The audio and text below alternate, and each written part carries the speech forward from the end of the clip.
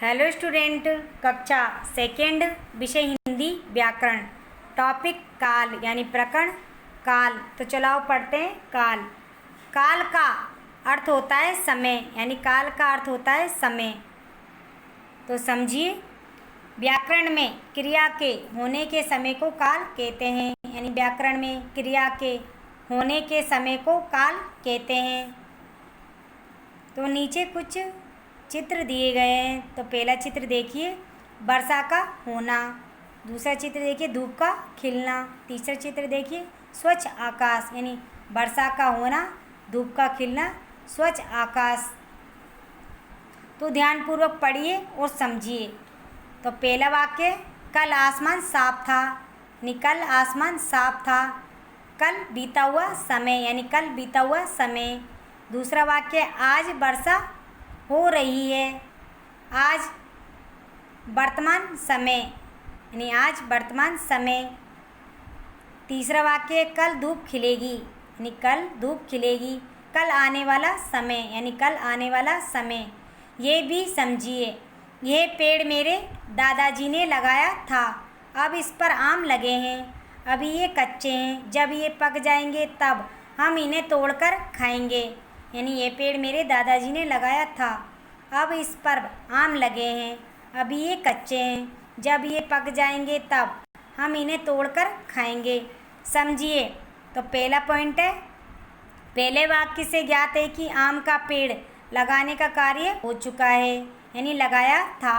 यानी पहले वाक्य से ज्ञात होता है कि आम का पेड़ लगाने का कार्य हो चुका है, यानी लगाया था।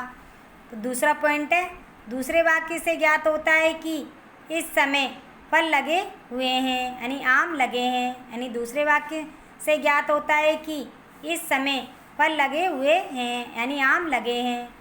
तीसरा पॉइंट है, तीसरे वाक्य से ज्ञात होता है कि फल पकने पर खाए जाएंगे, यानी खाएंगे। यानी तीसरे वाक्य से ज्ञात होता है कि फल पकने पर खाए जाएंगे, यानी खाएंगे।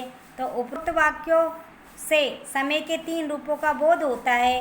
तो पहला है बीता हुआ समय, यानी भूतकाल, था, थी, थे। दूसरा है वर्तमान समय, यानी वर्तमान काल, है, हूँ। तीसरा है आने वाला समय, भविष्य काल, गा, गी, गे। तो पहला है बीता हुआ समय, यानी भूतकाल, था, थी, थे। तो जब वाक्य के अंत में था, थी, थे आदि हो तो वाक्य की क्रिया भूतकाल में होती है। यानी जब वाक्य के अंत में था, थी, थे आदि हो तो वाक्य की क्रिया भूतकाल में होती है। दूसरा है वर्तमान समय, यानी वर्तमान काल, है, हूँ। तो जब वाक्य के अंत में है, हूँ आदि हो तो वाक्य की क्रिया वर्तमान काल में होती है। यानी जब वाक्य के अंत में है, हूँ आदि हो तो वाक्य की क्रिया वर्तमान काल में होती है। तीसरा है आने वाला समय, यानी भविष्य काल, गा, गी, गे। तो जब वाक्य के अंत में गा, गी, गे आदि हो तो वाक्य की क्रिया भविष्य काल में होती है। काल के भेद, तो जैसा कि पीछे समझाया जा चुका है, काल के 3 भेद होते हैं। यानी जैसा कि पीछे समझाया जा चुका है, काल के 3 भेद होते हैं। तो पहला है भूतकाल, दूसरा है वर्तमान काल, तीसरा है भविष्य काल। तो पहला है भूतकाल। तो क्रिया के जिस रूप से यह ज्ञात हो कि कार्य बीते हुए समय में हुआ था, उसे भूतकाल कहते हैं। यानी भूतकाल क्रिया के जिस रूप से यह ज्ञात हो कि कार्य बीते हुए समय में हुआ था, उसे भूतकाल कहते हैं। उपरोक्त उदाहरण में देखिए, यह पेड़ मेरे दादाजी ने लगाया था। इससे ज्ञात होता है कि कार्य बीते हुए समय में हुआ था, अतः लगाया था तो क्रिया भूतकाल की क्रिया है। यानी उपरोक्त उदाहरण में देखिए, ये पेड़ मेरे दादाजी ने लगाया था। इससे ज्ञात होता है कि कार्य बीते हुए समय में हुआ था, अतः लगाया था तो क्रिया भूतकाल की क्रिया है। तो भूतकाल के अन्य उदाहरण, तो पहला उदाहरण है सोरम मेलम मेला देखने गया था, यानी सौरभ मेला देखने गया था। दूसरा उदाहरण है हम कल नुमाइश देखने गए थे, यानी हम कल नुमाइश देखने गए थे। तीसरा उदाहरण है दादाजी मेरे लिए खिलौना लाए, यानी दादाजी मेरे लिए खिलौना लाए। चौथा उदाहरण है तुम्हें किसने पीटा, यानी तुम्हें किसने पीटा। पांचवा उदाहरण है मैदान में खेलते हुए गेंद खो गई थी, यानी मैदान में खेलते हुए गेंद खो गई थी। तो दीदी भूतकाल किसे कहते हैं? बीते हुए समय को भूतकाल कहते हैं, यानी बीते हुए समय को भूतकाल कहते हैं।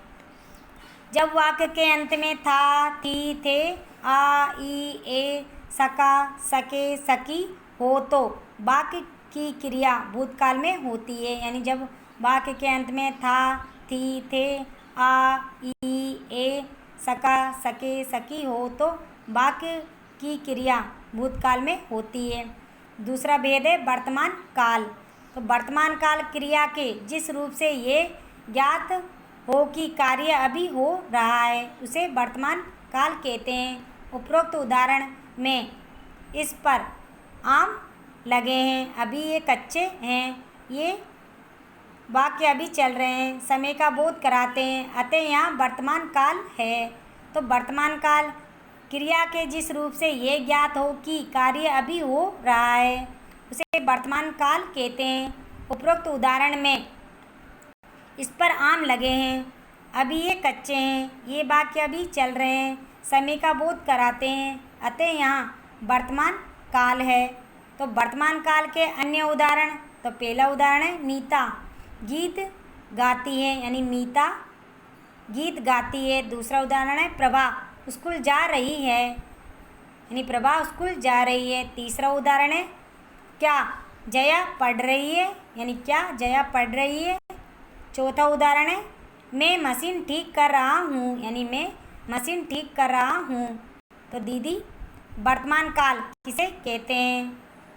अभी चल रहे समय को वर्तमान काल कहते हैं, यानी अभी चल रहे समय को वर्तमान काल कहते हैं। जब वाक्य के अंत में है, हूँ, हो आदि हो तो वाक्य की क्रिया वर्तमान काल में होती है, यानी जब वाक्य के अंत में है, हूँ, हो आदि हो तो वाक्य की क्रिया वर्तमान काल में होती है। तीसरा भेद है भविष्य काल। क्रिया के जिस रूप से ये ज्ञात हो कि कार्य आने वाले समय में होगा उसे भविष्य काल कहते हैं, यानी क्रिया के जिस रूप से ये ज्ञात हो कि कार्य आने वाले समय में होगा उसे भविष्य काल कहते हैं। उपरोक्त उदाहरण में जब ये पक जाएंगे तब हम तोड़कर खाएंगे से पता चलता है कि फल अभी पके नहीं हैं बल्कि आने वाले समय में पकेंगे तभी खाए जाएंगे। तो कार्य आने वाले समय में होगा, अतः यहाँ भविष्यतः काल है। भविष्य काल क्रिया के जिस रूप से ये ज्ञात होता है कि कार्य आने वाले समय में होगा उसे भविष्य काल कहते हैं। उपरोक्त उदाहरण में जब ये पक जाएंगे तब हम तोड़कर खाएंगे से पता चलता है कि फल अभी पके नहीं हैं बल्कि आने वाले समय में पकेंगे तभी खाए जाएंगे। तो कार्य आने वाले समय में होगा, तो कार्य आने वाले समय में होगा, अतः यहाँ भविष्यतः काल है। भविष्यतः काल के अन्य उदाहरण, तो पहला उदाहरण है जया कल स्कूल जाएगी, तो जया कल स्कूल जाएगी। दूसरा उदाहरण है मैं तुम्हारे घर आऊँगा, यानी मैं तुम्हारे घर आऊँगा। तीसरा उदाहरण है वह शाम को पढ़ेगा, यानी वह शाम को पढ़ेगा। चौथा उदाहरण है रेलगाड़ी 5 बजे आएगी, यानी रेलगाड़ी 5 बजे आएगी। पांचवा उदाहरण है तुम घर किस समय पहुँचोगे, यानी तुम घर किस समय पहुँचोगे। तो दीदी भविष्यतः काल किसे कहते हैं? आने वाले समय को भविष्यतः काल कहते हैं, यानी आने वाले समय को भविष्यतः काल कहते हैं। जब वाक्य के अंत में गा, गी, गे आदि हो तो वाक्य की क्रिया भविष्यतः काल में होती है, यानी जब वाक्य के अंत में गा, गी, गे आदि हो तो वाक्य की क्रिया भविष्यत काल में होती है। तो आपका काल प्रकरण कंप्लीट हुआ। आपको काल प्रकरण टॉपिक पढ़ना भी है और समझना भी है। नेक्स्ट वीडियो में हम काल प्रकरण के अभ्यास प्रश्न पढ़ेंगे। Thank you.